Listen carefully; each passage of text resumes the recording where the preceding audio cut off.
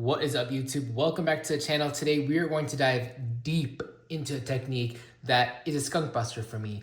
I love this technique. It's cashed me checks in tournaments, and that is the drop shot. So if you can't tell already, I'm kind of a fanatic about the drop shot. I mean, I've got a whole Busby deep box dedicated to this technique. But yeah, guys, I guess let's just get started with what is a drop shot. So essentially a drop shot, and I got this on some lime green braided line for you so it's easier to see, but a drop shot, it's basically a hook and a weight at a fixed length to each other, and basically it's meant to suspend your bait up above the bottom, right? You're able to essentially hover the bait in front of that fish's face. And there's a lot of different styles of hooks and weights, which we'll get into, but essentially you just have your hook and then your weight. Now the bottom of your weight could either be lead or tungsten, right? And you have different shapes and styles of weights. You also have different shapes and styles of hooks. And yeah, guys, that's basically, it's a really simple rig, but let's start with where do you work the drop shot? And the quick and short answer to that is anywhere. I mean, you could literally work this in, I've caught fish in 1 to 2 feet of water. I've also caught fish in 40 to 50 feet of water, right out deep.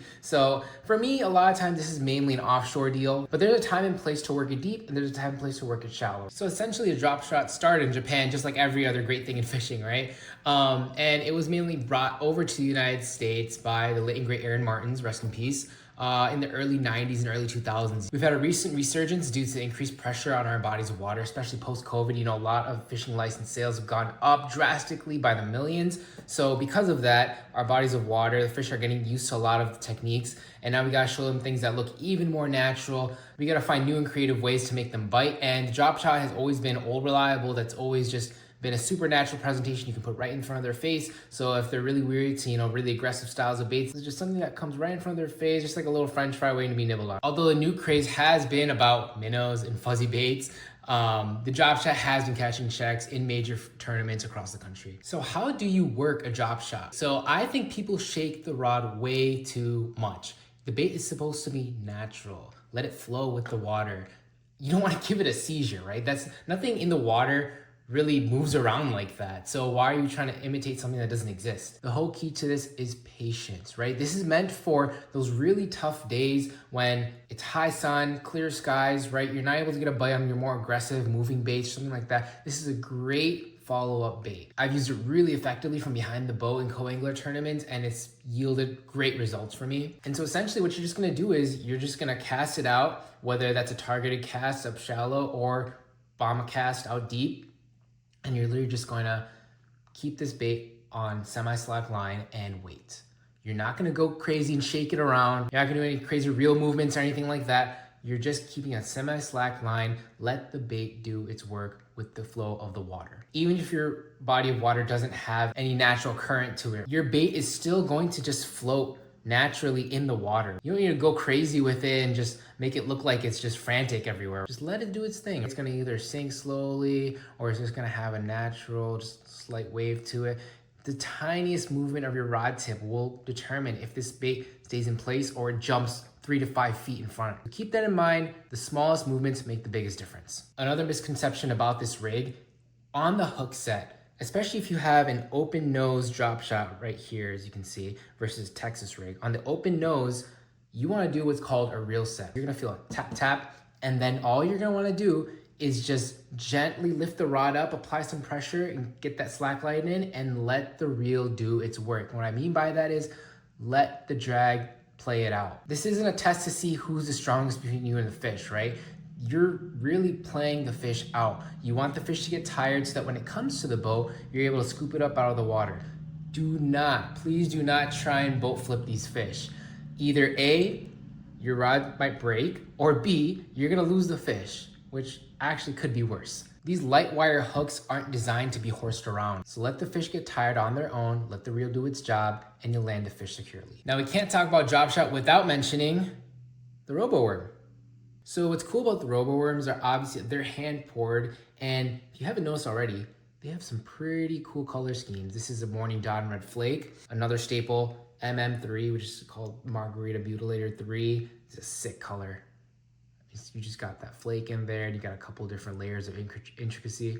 It's awesome color, gets bit.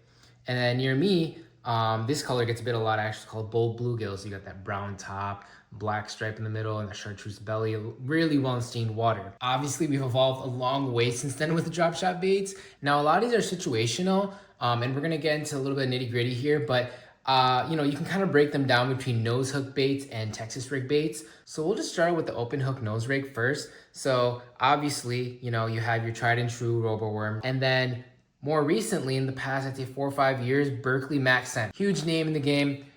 They have their Max Scent flatworm, right? I think this is 3.25 size. They also have like a 4-inch size. But man, this gets flat out bit.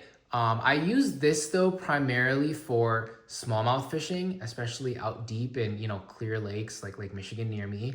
And honestly, it's just, there's nothing to it. It's just really just a flat profile, hence the term flatworm. I don't know, maybe they just think it's a leech, or maybe they just think it's a tiny little bait fish going by them. It's such a simple bait. That scent dispersion in the bait and just the matte finish on the bait itself really entices the smallmouth to bite this thing. I mean, it's tried and true across the country. This is one of everyone's go-to baits. Staying on that flatter profile, this is a Jackal Crosstail Shad. This bait is super soft. And it's also super subtle. I mean, if you look at the color, this is like a really cool like smelt or shad imitator. This is more of a Japanese style bait, great in clear water, and something that I've really come to love and appreciate because of some of the properties of this bait. This is the X-Zone Finesse Slammer. So what's cool about this bait, other than the color, right? This bait is naturally buoyant, and that's really important to me in a drop shot because, like I said earlier, you want this bait to sit as naturally as possible in front of the fish's face, right? So instead of the bait sinking, which a lot of times I feel like the Max Scent flatworm does, where it'll stay level at first and then it quickly starts sinking like that. The Finesse Slammer has a neutrally buoyant property to its plastic it's made of, so it's really designed to stay level in the water, just like that. I mean, it really doesn't sink or move around. I've had it sit in the water in front of me in clear water. It's also got those ribs on it, so it really allows the natural flow of the water to just let it sit super, super subtle in the water, just create those micro movements. And you even got your bluegill imitators. This is a little bit sneaky one. This is actually a depth bull flat, which is more commonly seen like the freeware world, but I've come to love this for drop shot, especially in the spring. As you can see, I kind of threaded this on here, so that's why I kept it in the open nose hook category. But yeah, this literally just sits and it just barely just falls and sinks to the bottom right in front of the fish. So in the springtime, when these fish are attacking bluegill, they're at war with each other, right? This is a great, great option. And then we'll move on to what's called a drop swim. So you're gonna nose hook the bait kind of like that. And then you're just really gonna allow this to swim throughout the water. So if you feel like the fish are a little bit more aggressive, you might want to put on a drop swim. It's really just allowing your bait to just barely hover above the bottom, do its thing, and then just stop, right? And then do its thing and stop. So it kind of looks like a scurrying bait fish. And what's cool about this is that you can move this around a little bit more quicker, but you can also let it sit in one spot for a little bit, let the water do its thing, and then just slightly give it a subtle tap, subtle movement like that. So for drop swimming, this is the Megabass Hazardong Shad. This is also tried and true. This is probably the gold standard for this technique. I know Chris Zaldane was really big on putting this on the map for drop swimming. Another alternative to that, which I've found, is actually Kitech Easy Shiners. This is in the 2-inch version. These are tiny, tiny baits. And honestly, you need tiny hooks to get this to fit on, but I found it super, super effective when I'm fishing for smallmouth. And Kitech also offers a lot of great colors. All right, moving on to Texas rig. Now, Texas rig, I've really only fallen in love with 2 baits, and that is the Roboworm Fat, but primarily it is the Missile Baits Magic Worm. This is a 4-inch, and this color specifically is the Green Pumpkin Money, which I absolutely love in clear water. But then in stained water, I really love PB&J. This is basically like an inverse margarita mutilator. And yeah, I mean, this bait, for some reason, it just gets bit. I mean, on a Texas rig drop shot, I just toss it out in weed lines and just wait for something to bite it. Plus, Missile Baits and Roboworm actually collab, so you get really cool colors like this, the Green Pumpkin Money, you know, the PB&J I mentioned, you got your Morning Dawns, you got a bunch of great colors. So that was a really cool collab. And don't be afraid to get funky with your colors. What looks like this in nature? I don't even know, or even pink. I don't think anyone's really solved that before. Speaking of funky, don't be afraid to add a little bit of scent. This is bait fuel, and this is actually really cool. This is the Geek Bass Energy. This is from Japan. This thing smells straight up like, to me it smells like tortilla chips, but a lot of people call Geek Crap because of how it smells, and it does smell funky. I'm a big believer in scent. You know, especially when fish are super finicky, that's why you're throwing a drop shot. Any little advantage to help really goes a long way in my opinion. So yeah, don't be afraid, get crazy with your colors and scents. All right, so let's go over a little bit of terminal tackle over here. In my box over here, I kind of have it separated by style of weight. So let's go through the styles. So basically you have, you know, your teardrop style, which is better suited for open water when you're fishing around a lot of rock. This rolls through rock a lot easier. It doesn't get caught up. And then you also have your cylinder style. Cylinder style, I'll go more in grass areas, or if there's a lot of muck on the bottom, I'll go cylinder style. It just comes through that a lot easier. These are primarily the two main styles of drop shot weights I use. They also have a cannonball style, which I never really use. This is really all I use. As far as weights go, guys, you know, I got a couple different sizes here. I primarily live in the 3/16 to 3/8 ounce. You know, I'll go 3/16 if I'm fishing up shallow, anywhere from, you know, a foot to 5 feet. You know, anything from above that, like 5 to 10, 15 feet, I'd go 3/16, or I'm sorry, go quarter. And then anything above that, you know, fishing pretty deep, then I'll go to 3/8. I don't like to push it too far. My general guideline is try to go with as little weight as possible. Right? Because again, you want to keep this as natural as possible. If you have something flying down at them, it might even just spook them. So I'd just be careful. Just try to go with as light as weight as possible. Again, you're trying to be efficient, but you're also trying to be patient with this. Don't go heavier than you need to. Now, like I said earlier, you also have a choice of lead versus tungsten. So, you know, tungsten, a lot of states actually don't allow lead. So that's why tungsten is a great option. But in states where both are allowed, tungsten is a great option if you just want some more bottom feel, bottom contact, right? You get that extra sensitivity from tungsten. I will say, make sure if you do get the tungsten style drop shot weights, get the ones that have an open eye like this, right? You have two different styles. You have like a clip-on over here, and you have an open eye. If you're getting tungsten, get the open eye because you can tie better knots on here, something that's actually secure, so that if you do get snagged, you're able to kind of work that weight out and try to pop it free, versus if you have this style weight with lead, you're gonna slip your line through like this, and then it's really easy for you to just detach it, right? If you pull hard enough, it'll pop out. All right, so let's get a little bit into hooks now. So this is a natural finesse presentation. So we want to choose a hook that also allows for that, right? So what you're really looking for in a hook is a couple of things. So you want something that's thin wire. You don't want something thick or like a heavy wire, because this is all contributing towards that total weight package of the bait. Again, that neutral buoyancy is key. Obviously something with a super sharp point, something, you know, like a respected band like Owner, Gamakatsu, BKK. Speaking of the point, you wanna make sure that the point is not in alignment with the eye. And what I mean by that is you don't want something like an EWG style hook where it's directly in alignment with the hook, the eye of the hook. That's great for coming through cover and stuff, but this isn't that type of presentation. This is something where you're already using small downsized tackle, you're using small hooks, you're using small baits. You want as much chance as you can to get that fish to commit to the entire hook, right? So with this hook point being slightly tilted upwards, right, it really helps with that. If you use something like an EWG style hook, which I see a lot of people doing, it just makes me cringe because you're losing so many bites. Sometimes companies also advertise their hook being a drop shot hook, but in reality, it sucks because it's in alignment with the eye of the hook, and that really defeats the purpose of this whole thing. You want something that's not in alignment with the eye of the hook. So I know I rambled on a little bit over there, but just really wanted to emphasize that because it's really important. And then yeah, obviously in relation to the bait, you want to go as small of a hook as possible. So obviously you have, I really use two main styles of hooks. This is an Owner Mosquito Light. I have, you know, size 1 and size 2 that I primarily use. And then I have the Owner Cover Shots.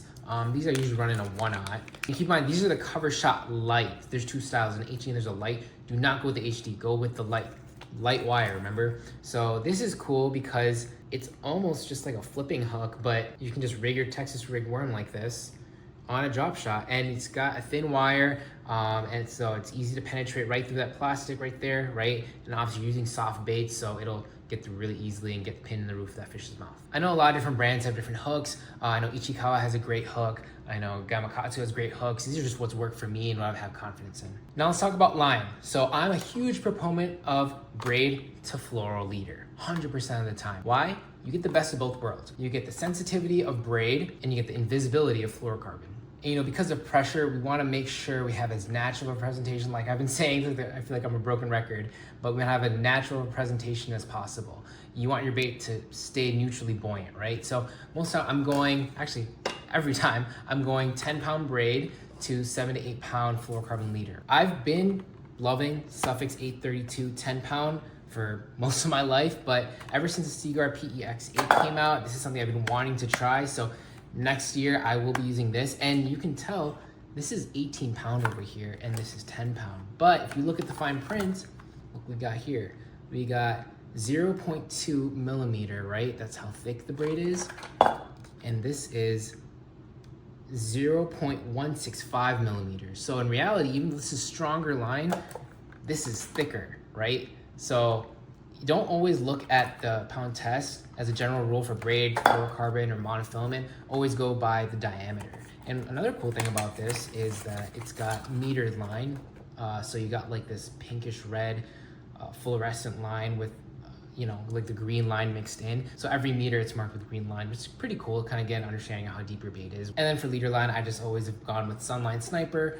This is 7 pound, I've gone 8 pound as well, but I really don't venture outside of that. And again, you can tell this is just super, super thin. You really just want something that's gonna allow your bait to flow naturally in the water without being detected. Let's just run through real quick with the knots. Now, I'm not gonna tie these on here in this video, but I can link some really great videos for drop shot knots. And this is actually a knot that I learned from Cooper Gallant. I don't know what the name of this knot is, but he just calls it his drop shot knot, and it's so easy to tie. You just gotta be careful. You don't wanna jack your hook sex on this one because the knot could come undone, but if you're reel setting, you won't have any issues with this. I've never had an issue with this. For Texas rig drop shots, I just go straight Palomar, and what's key to the Palomar is once you've done the knot, make sure you run the tag end back through the eye of the hook, back down, and then put your weight. The reason to do that is because you want your hook to be pointing straight out. If you don't do that, your hook will be facing in random different directions, upside down. That's not good. You want your hook facing straight out. Again, I'll try linking some of the videos to show you how to tie these different knots. All right, so let's talk about the gear for a drop shot real quick. So this is the one technique that I really recommend people to invest in their gear, right? You want something in your budget, obviously, but the highest that you can afford because you're dealing with light wire hooks and you need a really nice drag. So I'm gonna show you a couple rods that I use and that I love, and each are for different purposes, but really all you really want is a medium light, right? Anywhere from a 6'10" to a 7'6" even. I mean, you know, on the shorter end, you're gonna get those more accurate pitches, even if you're dropping right under the boat. And on the longer end of that spectrum, you're gonna get longer casts on the open deep water. All right, so this first rod up is gonna be a Megabass P5 Addermine. If you have not yet, please check out my review video for this rod. A couple guys actually asked me to do a rod bending test for this rod, so I figured this would be a good opportunity to do it. But yeah, this is a 6'11". I consider it's a 3.5 in Megabass, fast action rod. All right, let's see what it looks like. So as you can see right there, it's got that bend, right? That medium light tip at the very end over there, and then it's got a nice parabolic bend, but then it comes into a nice medium backbone right around here, right? It's just all medium and power down here.